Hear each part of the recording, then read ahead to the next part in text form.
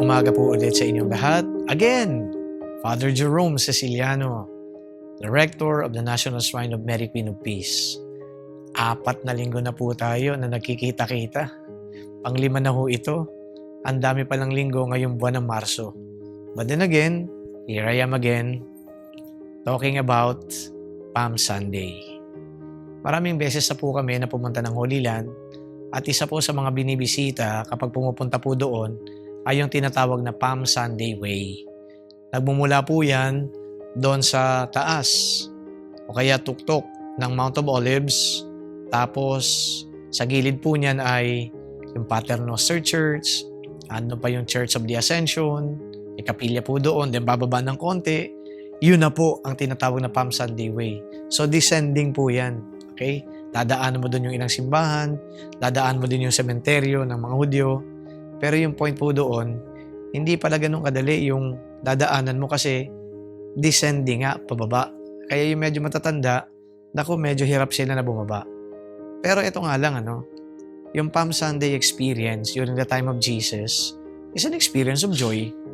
People were jubilant, people were excited because the Messiah, the King, is entering the city of Jerusalem through that path.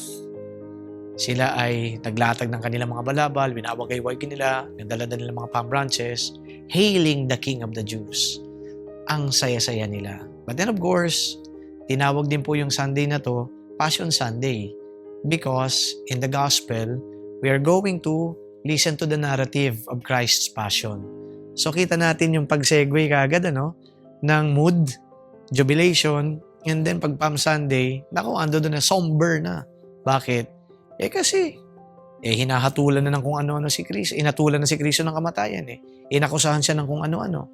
And then, papako pa sa krus. Kung nakita natin yung napakabilis lang na parang nag-segue, from joyful celebration, jubilation, and then somber moment, sadness, ganun din po yung buhay. Minsan masaya, pero ando doon din yung kapigatian. Palagay ko yung nakikita ko dito sa Palm Sunday celebration, Passion Sunday Passion narrative, yun po yun. Unpredictable yung buhay. Ang unpredictability ng buhay hindi lamang patungkol sa emosyon na nararamdaman natin. Ang unpredictability ng buhay patungkol din sa iba't ibang mga nangyayari sa buhay natin. May ginagawa kang ganito, may tinatamasa kang ganito, pero maaaring biglang mawala yung tinatamasa mo. Yung ini-enjoy mong ginagawa, maaaring dito, hindi mo na mai-enjoy na naman. Ganong katindi. Parang napakabilis lang ng pag-ikot ng buhay.